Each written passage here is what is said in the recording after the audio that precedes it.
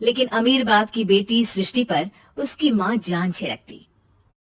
मेरी बेटी कितनी प्यारी है, भगवान सबको सृष्टि जैसी बेटी दे। सृष्टि धीरे धीरे बड़ी होती है। एक दिन सृष्टि की सहेली कहती है, तू दिखने में कितनी अजीब सी है, लेकिन मैं जानती हूँ हम सब में सबसे अच्छी शादी तो तेरी ही होगी। तेरे पापा अमीर जो है।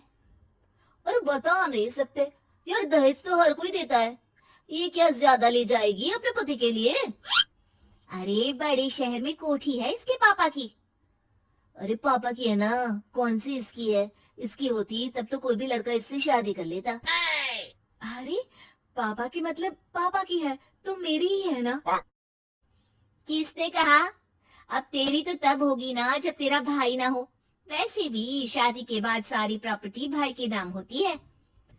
सृष्टि समझ जाती है कि उसे किसी भी हालत में माँ बाप की सारी प्रॉपर्टी को अपने नाम करना है, लेकिन कैसे?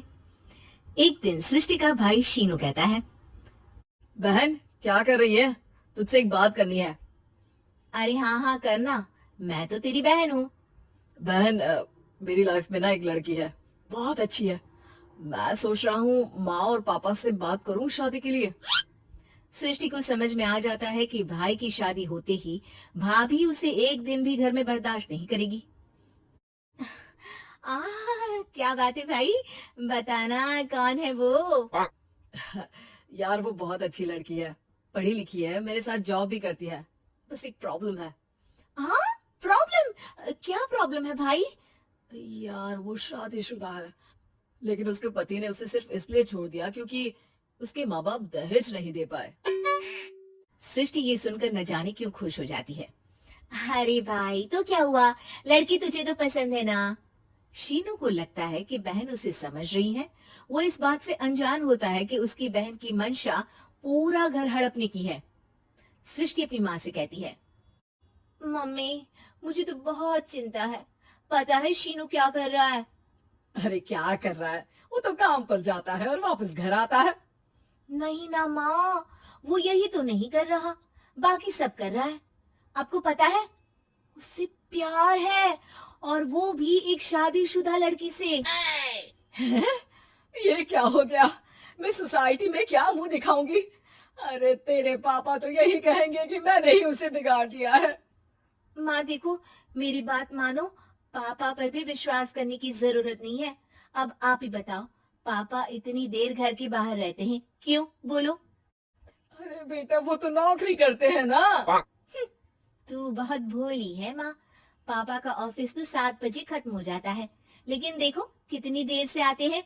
अरे नहीं नहीं बेटा, ऐसी कोई बात नहीं है। सृष्टि माँ को एक औरत से बात करते पिता की फोटो दिखाती है। देखो माँ, कैसे हैं पापा? मैं ना कहती थी कि पापा सही नहीं है। मैं तेरे पापा से बात करूंगी, दे फोटो मुझे। ओ माँ, वो तो डिलीट हो गई। लेकिन चल, तूने तो देख लिया ना, पापा से बाद में बात कर लेना। और हाँ, मेरा नाम बिल्कुल मत लेना, हाँ माँ। अब क्या था, सृष्टि की माँ और पिता के बीच झगड़ा होना शुरू हो जाता है। सृष्टि के मन में क्या चल रहा था कोई नहीं जानता था। एक दिन, माँ सृष्टि के लिए एक लड़का देखा है, वो लोग शाम को उसे देखने आने वाले हैं। और हाँ माँ, एक खुशखबरी, मैं और पापा मिलकर एक नया बिजनेस ट्राई कर रहे हैं। शाम को लड़का आता है, सांवले रंग का। सृष्टि को तो बिल्कुल भी पसंद नहीं आता।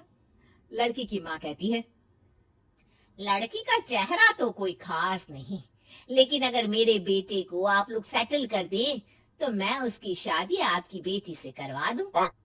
सृष्टि को लड़का बिल्कुल पसंद नहीं था। उसे भाई पर गुस्सा आ जाता है। लड़के वालों के जाने के बाद कहती है, माँ देखा, शीनू मेरे लिए कैसा लड़का लेकर आया, न दिखाने लायक न सुनने लायक, सेटल भी नहीं, वो भी हम करे। अरे माँ मैं जानती हूँ ये मेरी शादी किसी भी घर में क्यों करवाना चाहता है। अरे कैसी बात कर रही है बहन, तूने तो देखा ना, लड़के को मैंने ही मना कर दिया तुझसे शादी के लिए। जिसने लड़का बताया था उसने उसकी बहुत तारीफ की थी। बात आई गई हो जाती है, लेकिन सृष्टि का मन शांत नहीं होता। क्या करूँ कुछ समझ में नहीं आ रहा।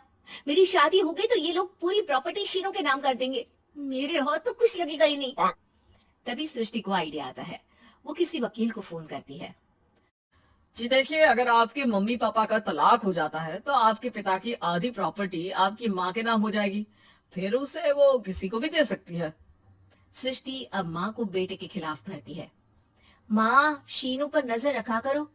वो जिस लड़की के प्यार में है ना, वो शादीशुदा है। यहाँ आएगी, सारा पैसा, रुपया, जमीन, जायदाद सब हड़प लेगी। पापा का भी हाल तुमसे छुपा नहीं है।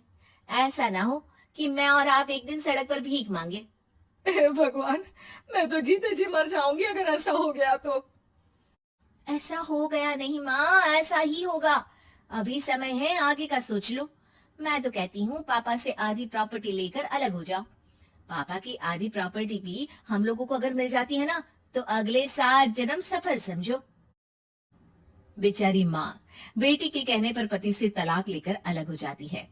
सृष्टि अब पैसों से गाड़ी और अपने दूसरे महंगे शौक पूरे करने लगी।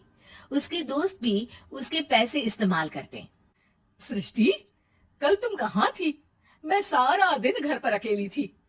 तो मैं क्या करूं? मैंने ठेका तो नहीं लिया है ना तुम्हें संभालने का। माँ को सृष्टि से ये उम्मीद नहीं थी। वो बैठकर रोने लगती है। वहीं उसका पति यानी कि सृष्टि के पिता आ जाते हैं। मैं जानता था कि तुम्हारा यही हाल होगा, तो आपने मुझे रोका क्यों नहीं? मैं रोकता तो तुम रुकती क्या? सृष्टि के कहने पर तुमने मुझ पर अपने बेटे पर शक किया, लेकिन तुम ये भूल गई कि कैसे हम दोनों ने मिलकर जीवन में इतना सब खड़ा किया। माँ पति के गले लग जाती है। मुझे माफ कर दीजिए, मैंने आपकी कमाई का एक बड़ा हिस्सा गवा दिया। कोई बात नहीं, तुम साथ हो तो मैं ऐसी 7 प्रॉपर्टी खड़ी कर दूंगा। तभी वहां सृष्टि आ जाती है रोते हुए। माँ, मयंक ने मुझे छोड़ दिया। वो बोल रहा था जब तक मेरे पास पैसे थे तब तक ही वो मेरे साथ था। पापा, माँ, मुझे माफ कर दीजिए।